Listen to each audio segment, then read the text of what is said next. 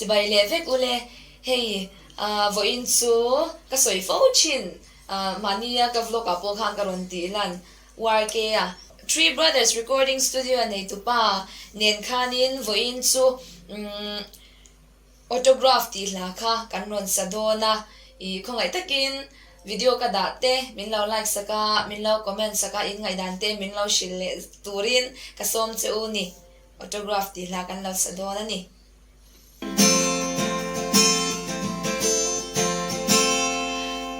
Rim lai sui chun ro yanga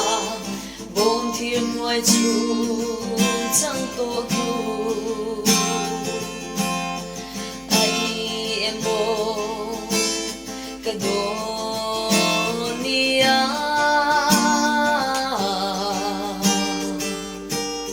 choan chua lại ta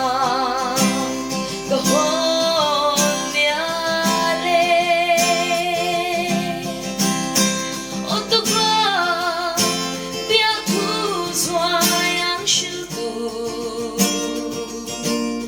rùa kim lên lại đi lại đi re khi cha đi lung lên đi re re hai anh ta lâu rùa lùi sắc về mana sialang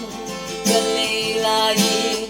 kaduang nim simulung le kalsiam champi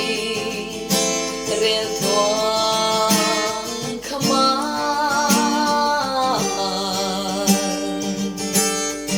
ane mata chuan nang se autograph biết thu xoay ang siêu tu rùa kim lên lại đi lại đi re kia chẳng ý lung lên đi re re hai anh ta lâu rùa lùi sắc về răng lâu xia thiên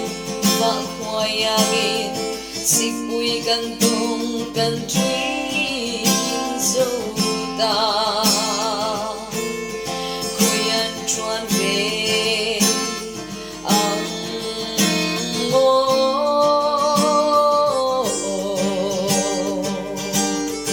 mà đùng rùa dài phố ra khá autograph biết thu xoay ang siêu tu rùa kim lên lại đi lại đi re kia chẳng ý lung lên đi re re hai anh ta lâu rùa lùi sắc về lại suy tua em khar tin honin việc bằng thực tin dài ang chile hey ang renga than purlan hi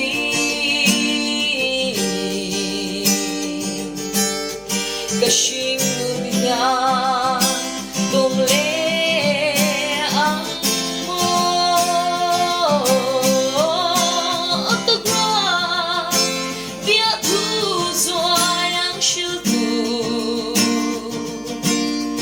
rùa kim lên lại đi lại đi re